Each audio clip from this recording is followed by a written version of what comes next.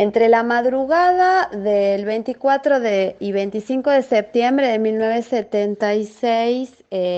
yo fui secuestrada junto a mi papá y a mi mamá, ahí en el barrio Santa Lucía, en un operativo que se denomina la masacre del Gallinato. Yo tenía aproximadamente 5 meses y mi mamá me había tenido a mí en abril del 76 y tomaba la teta. Y en el mismo operativo que somos secuestrados, me dejan a mí en la casa de un vecino de Florencio Figueroa, en la última casa que tenía en ese entonces el barrio, que se ingresaba solo por un puente. De ese mismo operativo es masacrado Martín Cobos, es secuestrado Daniel Otto Zurita, es secuestrada Silvia Aramayo y es secuestrado Florencio Figueroa, todo el operativo conjunto de la ciudad de Salta, y es buscado Enrique Cobos ahí en el mismo barrio de Santa Lucía. Yo me entero de la historia cuando niña, cuando tenía aproximadamente 4 años, que quien me criaba no era mi mamá, era mi mamá del corazón, que es la Luisa Madoso de Gamboa, que es hasta el día de hoy quien de alguna manera reivindico, porque es quien más luchó por la búsqueda de memoria, verdad y justicia, y de encontrar los cuerpos de nuestros seres queridos, ¿no? Sí, algo me acuerdo de cuando toda mi infancia y mi adolescencia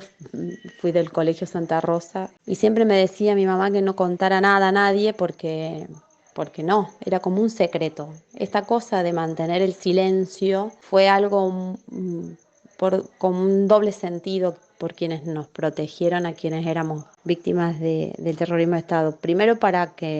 mantenernos a salvo, y segundo, para que tampoco el resto de la sociedad salteña comprendía cabalmente qué es lo que había pasado, y eran súper juzgados, digamos, los desaparecidos habían hecho algo, eran malas personas, no eran de ahí. En el caso de mi mamá, ella fue profesora de la Universidad Nacional de Salta, se recibió y con un montón de compañeros de Buenos Aires fueron a activar y a armar lo que fue la universidad en Tartagal, y mi papá era tucumano. Entonces, bueno, esta situación, digamos, de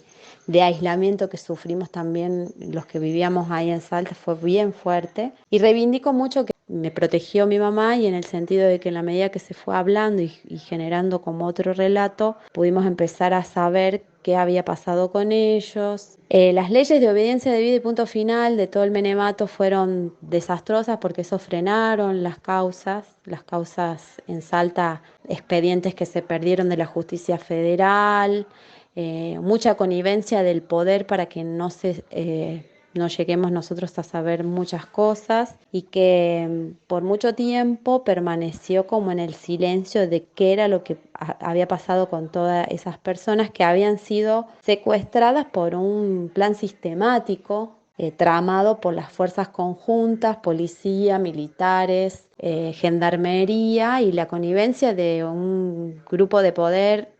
empresarial y eclesiástico que avaló que esa situación pasara, y que muchas familias se mantuvieran así. Frente a esas leyes de impunidad, y ya una vez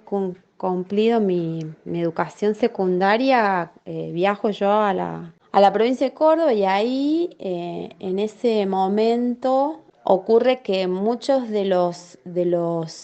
universidades comienzan a recuperar las memorias, los listados de los estudiantes que habían sido secuestrados. Los sindicatos comienzan a hacerse cargo también de quienes habían sido sus compañeros desaparecidos, sus compañeras. Los familiares también se reagrupaban frente a lo que significó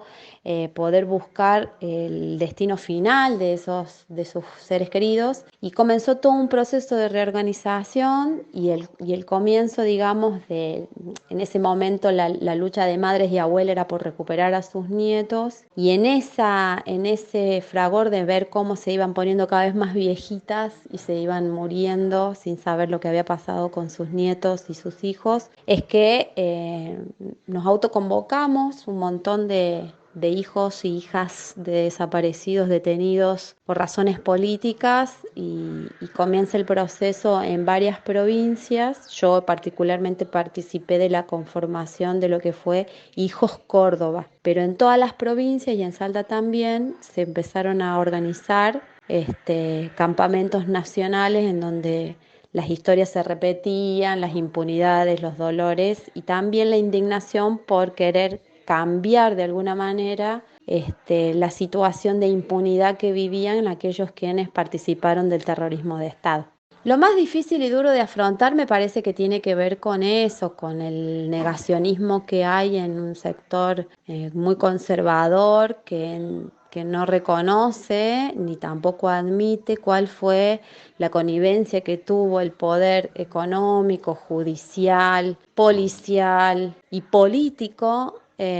con el genocidio que se vivió y quedaron como en esa connivencia que es complicidad y que muchas veces hemos avanzado con los juicios de memoria verde y justicia hasta un punto que es poder llegar a los responsables inmediatos, a los responsables que estaban en funcionamiento del Estado, que se les pagaba para que cuiden a la población y fueron los responsables de su exterminio, quienes de alguna manera usaron esos aparatos represivos para seguir generando mayores niveles de ganancia, mayores niveles de enriquecimiento y mayores condiciones para poder garantizar su continuidad en el poder. Y me parece que ahí es donde la causa más grave es que mucha gente niega y que es considerado a quienes somos familiares directos personas resentidas, cuando en realidad fuimos un pueblo arrasado por un proyecto de país que hoy sufrimos las consecuencias. Muchos jóvenes descreen de la política como herramienta para el cambio, descreen de las representaciones sindicales como quienes pueden de alguna manera representar los intereses de la clase trabajadora, descreen de la posibilidad de que no haya condiciones de explotación de unos sobre otros y sobre todo me parece que descreen que las condiciones de organización y de estar de alguna manera colectivizando algunas luchas tengan algún sentido. Eso me parece que es lo más duro. Yo creo que los que vivimos en los 90, en donde nada se podía hacer para cambiar las cosas, fue un gran desafío poder demostrar que sí se puede y que hemos llevado a todos los responsables, casi a todos, al banquillo de los acusados o están imputados o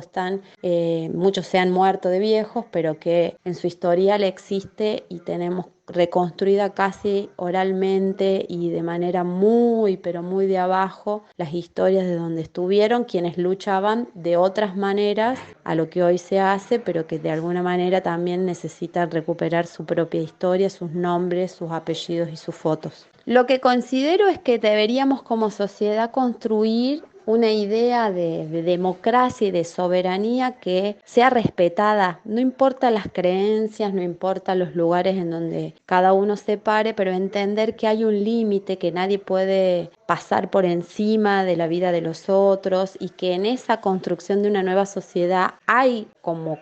plafón o como base los derechos humanos. Los derechos humanos significan poder garantizar de manera colectiva que nadie muera de hambre, que nadie quede sin un territorio, sin un techo, sin un trabajo y que de esa manera poder sentir básicamente la necesidad de que todos y todas podamos tener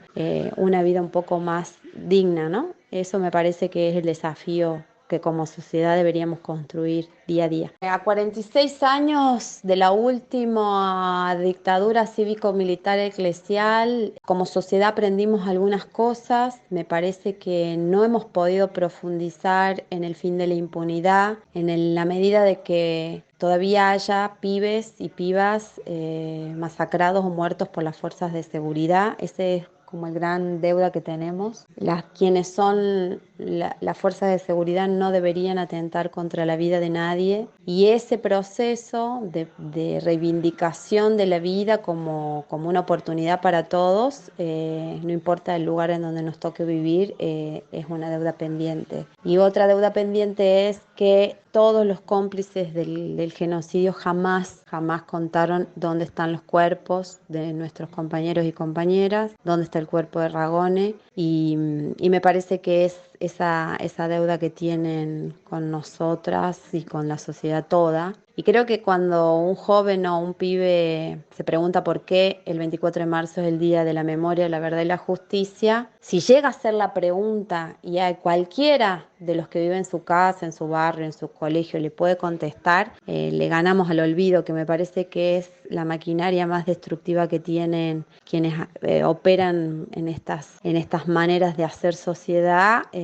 para que se repita, ¿no? Entonces, si nosotros logramos trascender el olvido y aprender, estamos a salvo de que vamos a poder construir una mejor Salta.